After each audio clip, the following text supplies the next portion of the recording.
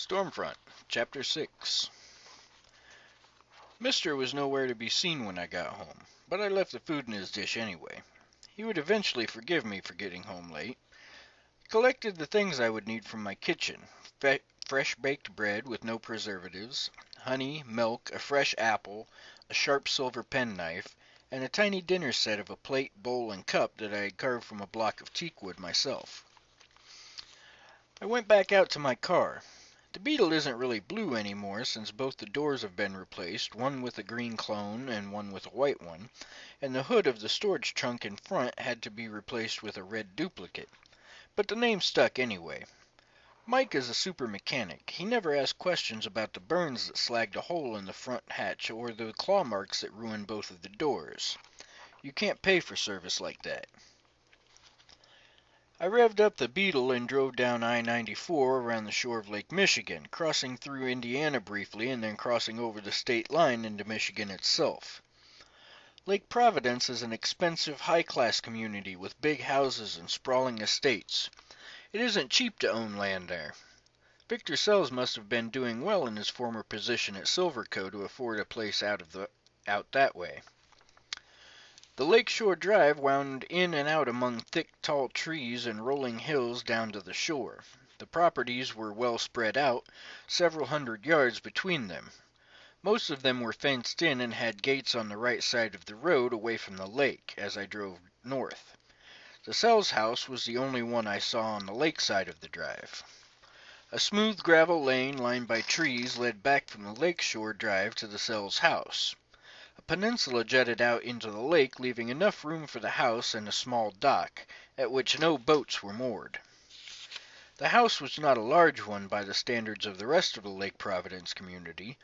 Built on 2 levels, it was a very modern dwelling, a lot of glass and wood that was made to look like something more synthetic than wood by the way it had been smoothed and cut and polished.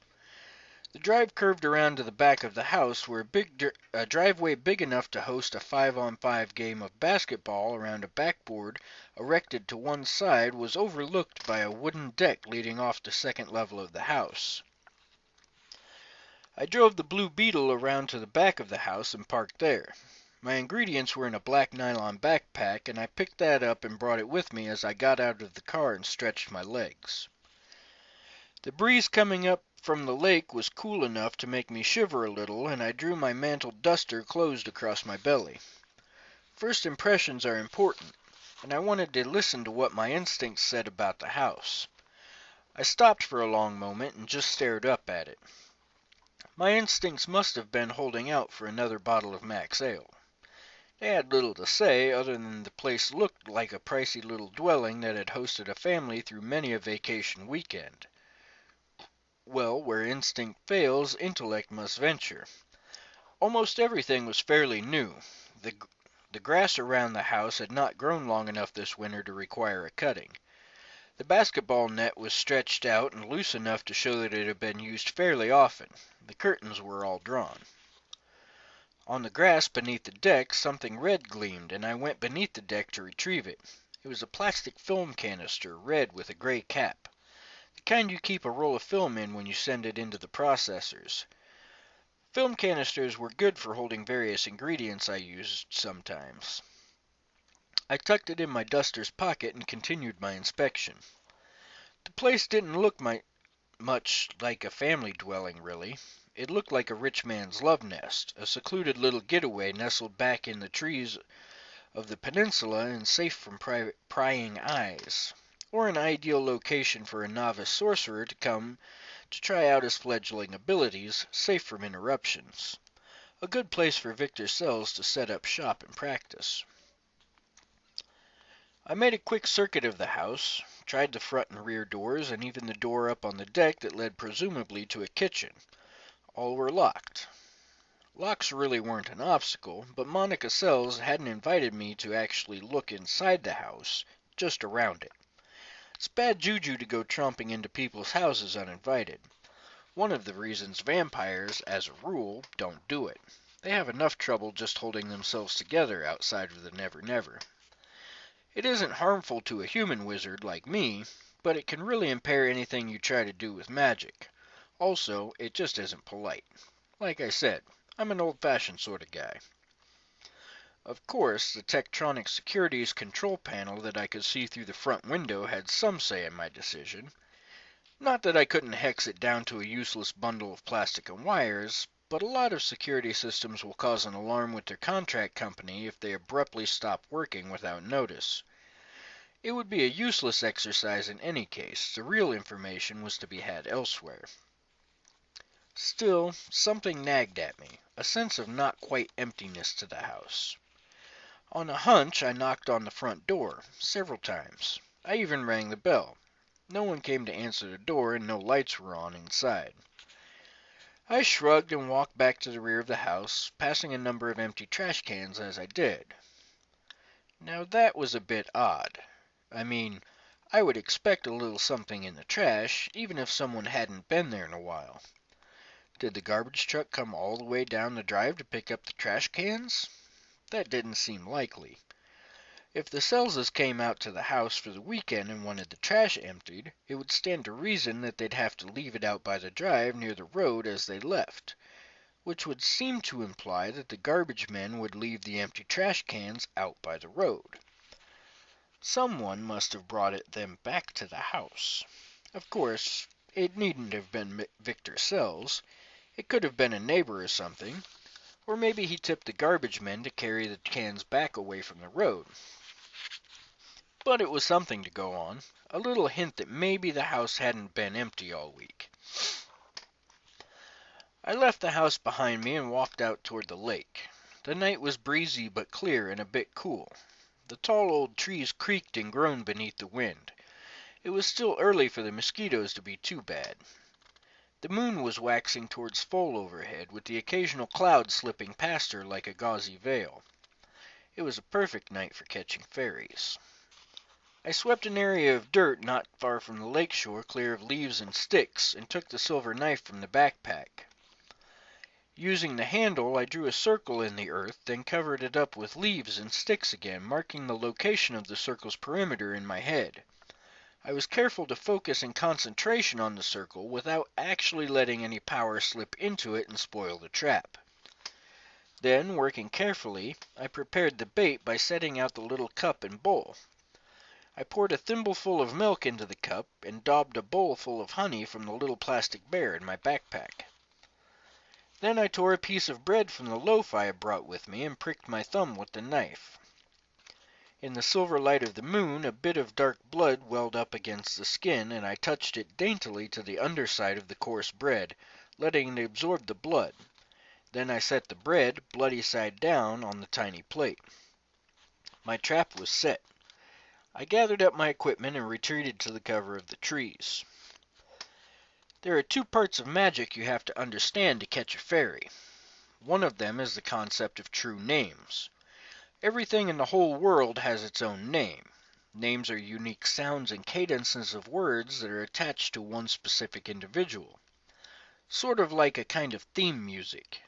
If you know something's name, you can associate yourself with it in a magical sense, almost in the same way a wizard can reach out and touch someone if he possesses a lock of their hair or a fingernail clippings or blood. If you know something's name, you can create a magical link to it, just as you can call someone up and talk to them if you know their phone number. Just knowing the name isn't good enough, though. You have to know exactly how to say it. Ask two John Franklin Smiths to say their names for you, and you'll get subtle differences in tone and pronunciation, each one unique to its owner. Wizards tend to collect names of creatures, spirits, and people like some kind of huge Rolodex. You never know when it will come in handy. The other part of magic you need to know is magic circle theory. Most magic involves a circle of one kind or another. Drawing a circle sets a local limit on what a wizard is trying to do. It helps him refine his magic focus and direct it more clearly. It does this by creating a sort of screen, defined by the perimeter of the circle, that keeps random magical energies from going past it, containing it within the circle so that it can be used. To make a circle, you draw it out on the ground, or close hands with a bunch of people, or walk about spreading incense, or any number of other methods, while focusing on your purpose in drawing it. Then you invest it with a little spark of energy to close the circuit, and it's ready. One other thing such a circle does, it keeps magical creatures, like fairies or even demons, from getting past it. Neat, huh? Usually this is used to keep them out.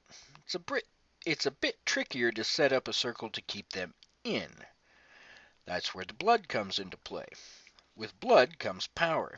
If you take in some of someone else's blood, there's a metaphysical significance to it, a sort of energy. It's minuscule if you aren't really trying to get energy that way, the way vampires do, but it's enough to close a circle. Now you know how it's done, but I don't recommend that you try it at home. You don't know what to do when something goes wrong. I retreated to the trees and called the name of a particular fairy that I wanted. It was a rolling series of syllables, quite beautiful really, especially since the fairy went by the name of Toot Toot every time I'd encountered him before. I pushed my will out along with the name, just made it a call, something that would be subtle enough to make him wander this way of his own accord. Or at least that was the theory. What was his name? Please, do you think wizards just give information like that? You don't know what I went through to get it. About 10 minutes later, Toot came flickering in over the water of Lake Michigan. At first, I mistook him for a reflection of the moon on the side of the softly rolling waves of the lake. Toot was maybe 6 inches tall. He had silver dragonfly wings sprouting from his back and pale, beautiful, tiny humanoid form that echoed the splendor of the Fey Lords. A silver nimbus of ambient light surrounded him. His hair was a shaggy, silken little mane like a bird of paradise's plumes and was a pale magenta. Toot loved bread and milk and honey, a common vice of the lesser Fey. They aren't usually willing to take on a nest of bees to get the honey, and there's been a real dearth of milk in the Never Never since high-tech dairy farms took over most of the industry. Needless to say, they don't grow their own wheat, harvest it, thresh it, and then mill it into flour to make bread either. Toot alighted on the ground with caution, scanning around the trees. He didn't see me. I saw him wipe at his mouth and walk in a slow circle around the miniature dining set, one hand rubbing greedily at his stomach. Once he took the bread and closed the circle, I'd be able to bargain information for his release. Toot was a lesser spirit in the area, sort of a dock worker of the Never Never. If anyone had seen anything of Victor Sells, Toot would have, or would know someone who had. Toot dithered for a while, fluttering back and forth around the meal, but slowly getting closer. Fairies and honey, moths and flame. Toot had fallen for this several times before, and it wasn't in the nature of the Fae to keep memories for very long, or to change their essential natures.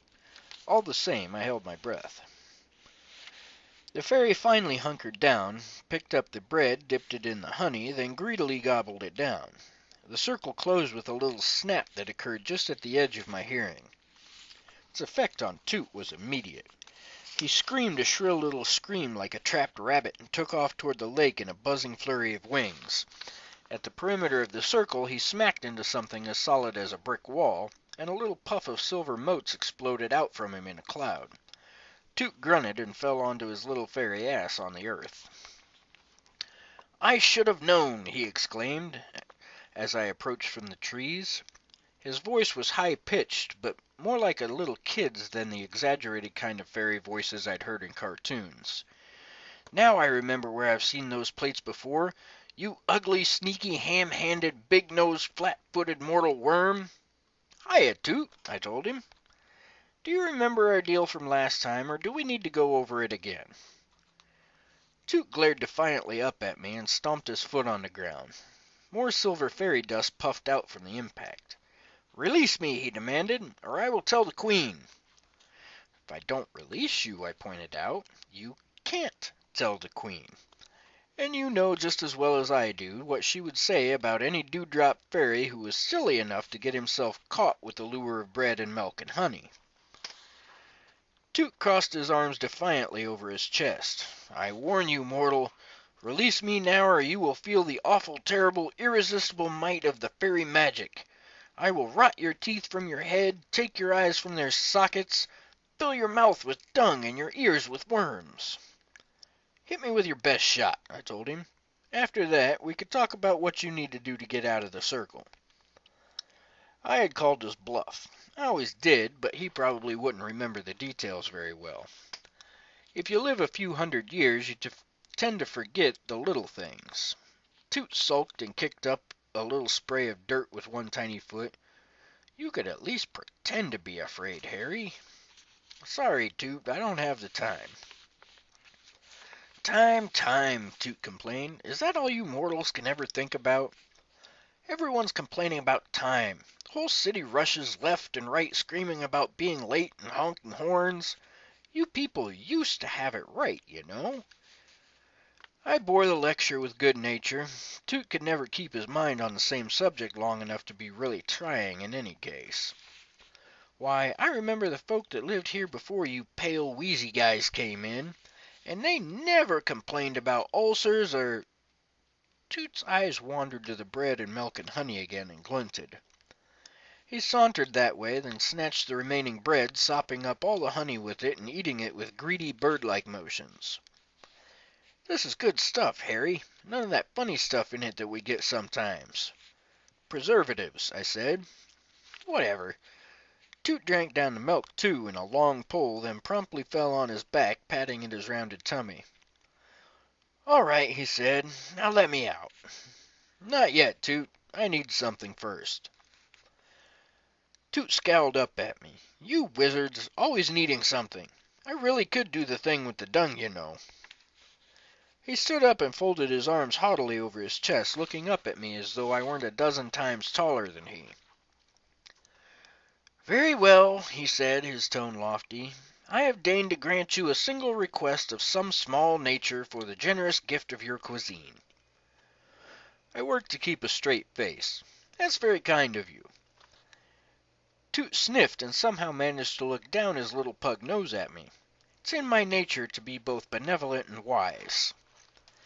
I nodded as though this were a very great wisdom. Uh-huh. Look, Toot, I need to know if you were around this I need to know if you were around this place for the past few nights or know someone who was. I'm looking for someone and maybe he came here. And if I tell you, Toot said, I take it you will disassemble this circle which has, by some odd coincidence no doubt, made its way around me?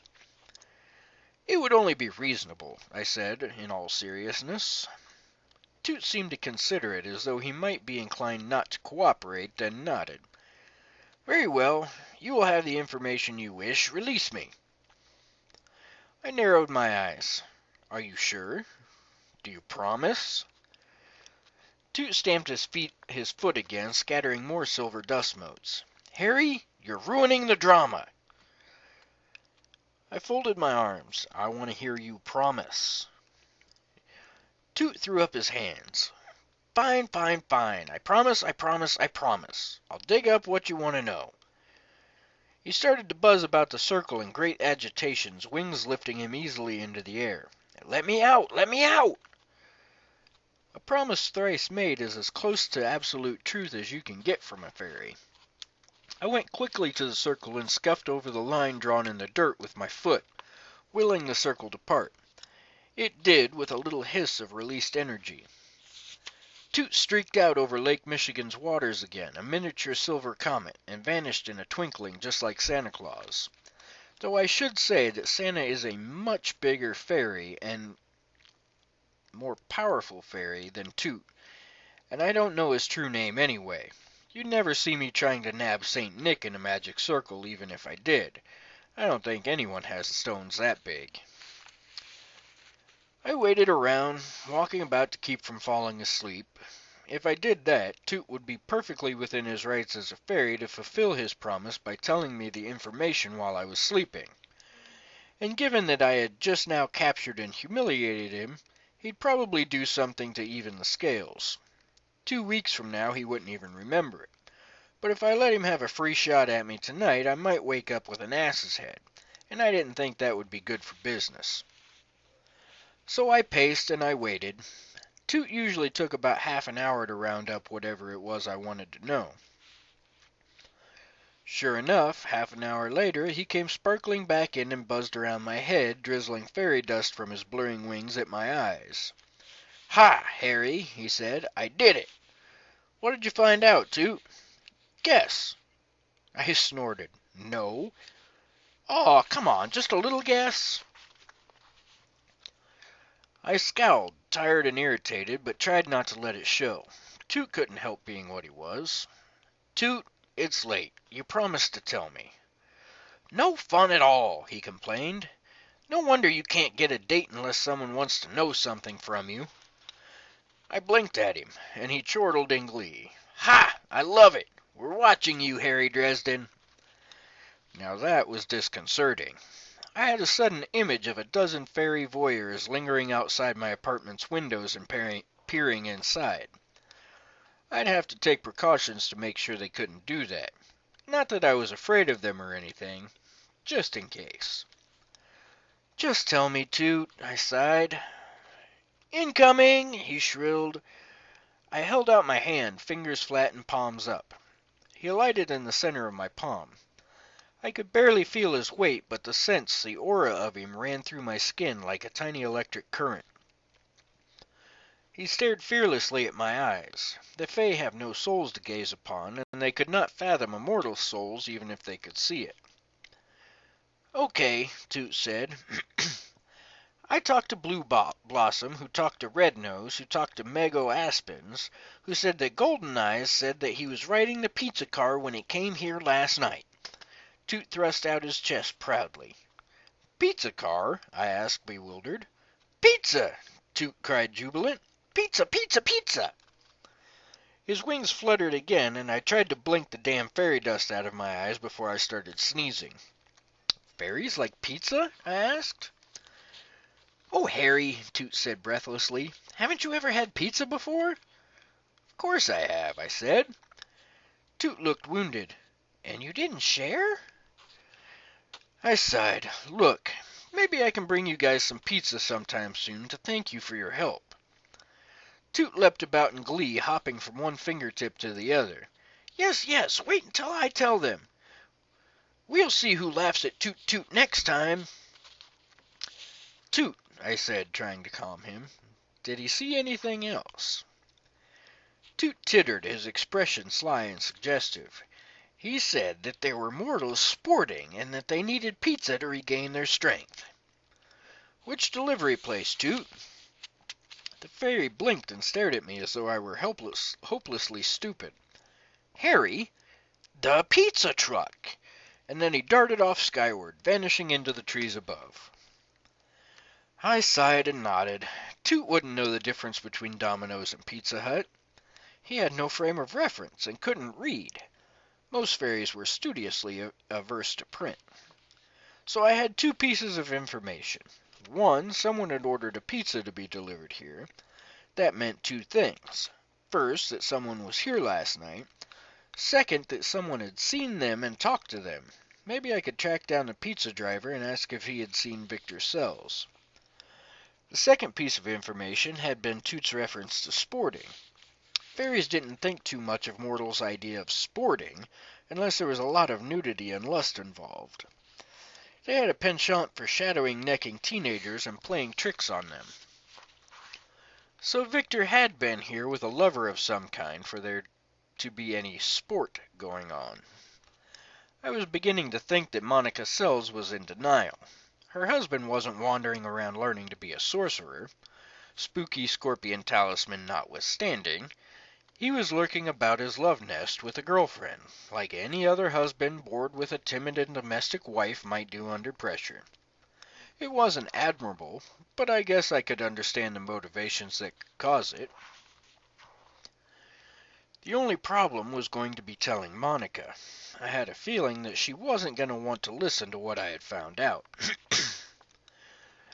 I picked up the little plate and bowl and cup and put them back into my black nylon backpack along with the silver knife. My legs ached from too much walking and standing about. I was looking forward to getting home and getting some sleep. The man with the naked sword in his hands appeared out of the darkness without a warning rustle or a sound or whiff of magic to announce his presence. He was tall like me, but broad and heavy-chested, and he carried his weight with a ponderous sort of dignity. Perhaps 50 years old, his listless brown hair going gray in uneven patches, he wore a long black coat, a lot like mine but without the mantle, and his jacket and pants too were done in dark colors, charcoal and deep blue. His shirt was crisp, pure white, the color that you usually only see with tuxedos. His eyes were gray, touched with crow's feet at the corners, and dangerous. Moonlight glinted off those eyes in the same shade it did from the brighter silver of the sword's blade. He began to walk deliberately toward me, speaking in a quiet voice as he did. Harry Blackstone Copperfield Dresden. Irresponsible use of true names for summoning and binding others to your will violates the fourth law of magic, the man intoned.